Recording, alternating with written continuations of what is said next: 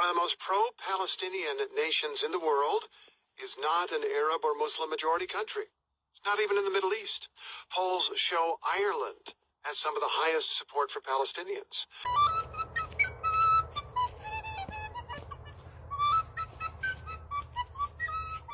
Ireland and Palestine have no cultural or linguistic or religious connection, but they have this very similar history.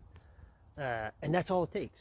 That's like literally all it takes for two people to see, like, just living through the same shit makes two people who have nothing else in common, like, feel for each other in a really intense way that nothing else can. Like no other St. Patrick's Day before, I'm paying attention to this. Like, I want to see just as much watermelon as I see shamrock out there.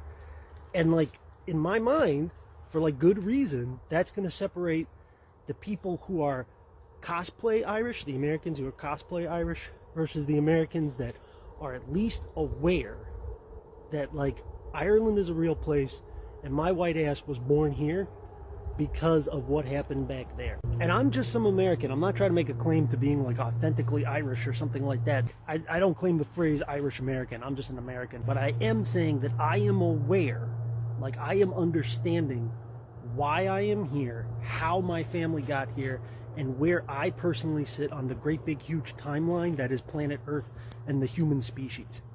So I'm calling people's bluff this year, you know? From the river to the sea, and there and go brog. I'm not going to talk about it because I don't know enough about it. Okay, what is the it for you? What is the work that the word it is doing in that sentence? I don't know enough about it, so I'm not going to talk about it. No one is asking for you to have a nuanced analysis of the exact wording of the Balfour Declaration in light of international law after World War I. No one is asking you to give an alternate set of coordinates for a partition plan to the UN. That's not the it. The long, complicated social, political, anthropological history of the world is not the it. Everywhere has got a long, complicated political, cultural, and social history. That's not the fucking it. Right? The it that everyone is talking about is, can you understand that starving a child to death because that child happens to be the same ethnicity as the bad guys is an inhuman fucking thing to do? Can you understand that me liquefying your fucking children because your neighbor is a murderer is not a normal fucking human thing to do? Can you understand that there is no cultural, political context that I can provide you that would make you conclude that zip tying a man's hands together and running him over with a fucking tank is not a normal thing for a normal soldier to fucking do? That is the it. The it is not the social, political.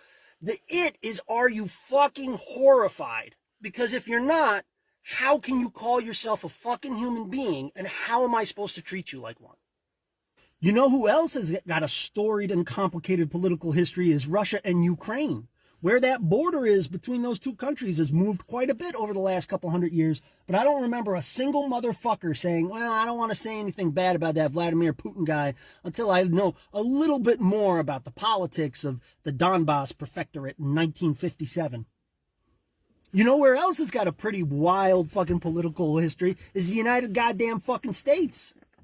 But I don't remember a single person saying, I don't want to weigh in on this George Floyd murder until I know a little bit more about the personal politics of whoever was the governor of Georgia in 1968. I don't really want to say anything about Colin Kaepernick until I have read a little bit more about constitutional law during Reconstruction. I don't remember any of that. You know how people will give you, like, there's two types of people in the world and then provide you some sort of false dichotomy? I'm going to give you a real dichotomy. There are two types of people in the world. There are the type of people who turn to authority to establish truth, and there's the type of people who turn to truth to establish authority. I don't know who this Mario Morante guy is. I've never seen him before. I wouldn't know him from Adam. But I can tell you which one of the two he is. Okay? That is a man who is turning toward authority to establish truth. He needs somebody to tell him that saying free Palestine is okay. He needs someone to validate for him his own fucking feelings. He needs to see his favorite politician tell him who he stands with. He needs to see his favorite celebrities tell him what petitions he needs to sign. He needs to see his peers put little watermelon emojis in their usernames before he feels comfortable accepting the truth he is fucking seeing with his own goddamn eyes. Right? Turning toward authority to establish truth. He needs the authorities in his life to tell him what is true. You and me are different. Right? You and me are the type of people who turn to truth to establish authority. That's not easy. That takes fucking work. You got to turn on the lights in the little critical thinking cubicle in your brain. Right? But you and I, we're turning on our phones and we're watching Motaz and Bisan fucking live streaming this shit. We're watching people like Paul Nabil and this Norman Finkelstein and fucking Noam Chomsky all of a sudden came back. We're watching these people make an explanation of how we got here that makes sense. Gives us a cogent argument. Showing us the original documents, the first-hand fucking documents. So you and I are the opposite of gullible, right? We know when we're being lied to. We know when this motherfucker says there is a list and the terrorist puts his name here and the terrorist's name is Tuesday, that guy is full of shit. I don't need an authority to tell me that guy is full of fucking shit. That's why the IDF for me is no longer an authority.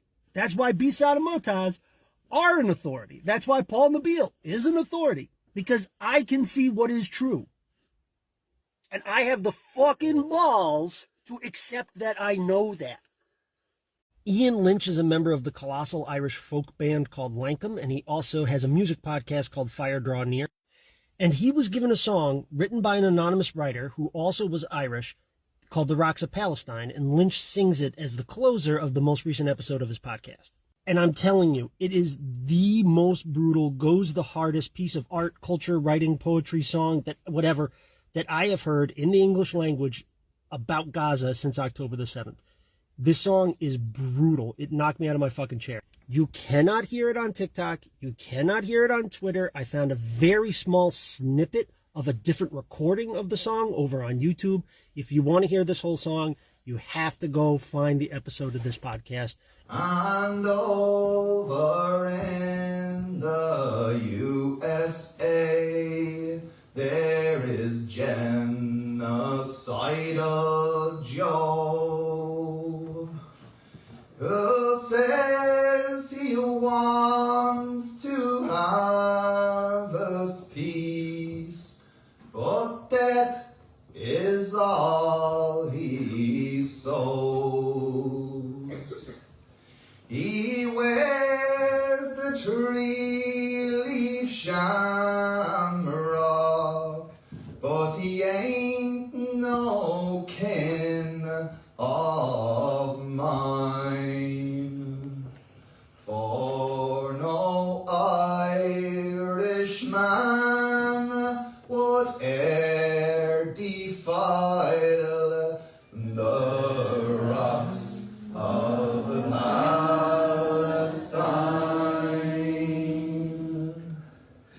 The Arabs in their kingdoms, their castles built on sand, and their fortune so reliant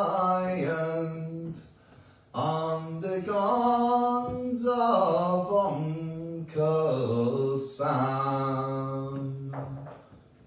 Just to keep those barrels rolling, and they will pay no mind to the children who lie crushed under the rocks of Palestine.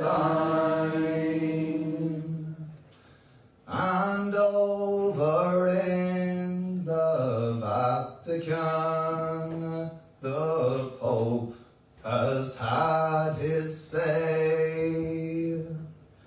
For even a clock that's broken tells the right time twice a day. Oh, Francis, if you're listening, take another sup of wine.